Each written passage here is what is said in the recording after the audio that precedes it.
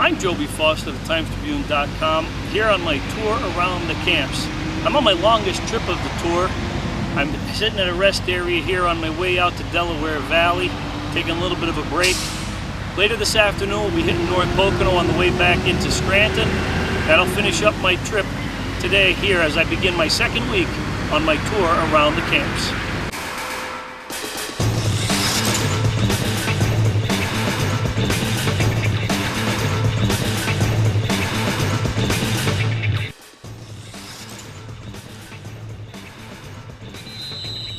All right, we've arrived here at Delaware Valley on an almost autumn-like morning here in late August. Temperatures just outside the 60s.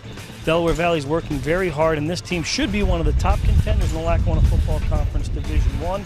They return a lot of starters on the offensive and defensive sides of the ball. Now, Delaware Valley easily has the deepest roster of all the teams in the Lackawanna Football Conference, which makes them a steady threat each year in the Division and District 2 Class Quad A playoff chase.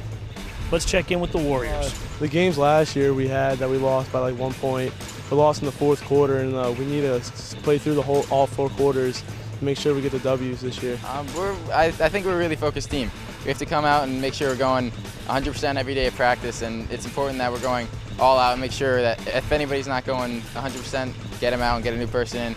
Our focus is going to be just to go as hard as we can for as long as we can. If you need a break, come out. But we're going to have a strong focus this year and make sure we're going all out.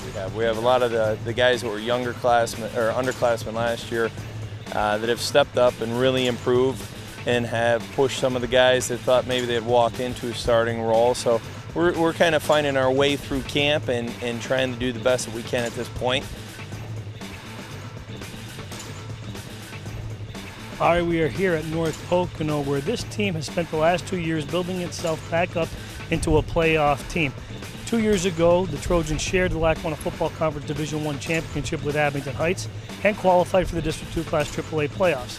Last year, they entered the season with a lot of expectations, were able to finish the season strong and qualify for the District 2 playoffs again.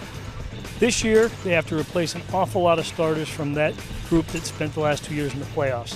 How quickly this group matures will go a long way in determining if North Pocono can again be one of the top teams in Lackawanna Football Conference Division I. I mean, younger kids are stepping up and filling in those spots, and Old Fort scrimmage was a good experience for those kids to get a feel of the varsity speed, because it's a big leap from the JV. I mean, basically, we just tell them everyone's got to stick together, learn their responsibilities, and get used to the varsity flow. And once they get that down, we'll be good to go. Okay, that does it for day 6 of my tour around the camps. One more day to go. Tomorrow we'll head out to Wayne County. We'll be checking out Wallenpaupack, Honesdale, and finishing up with Western Wayne. Make sure you stay with us here on my tour around the camps on the Times-Tribune.com.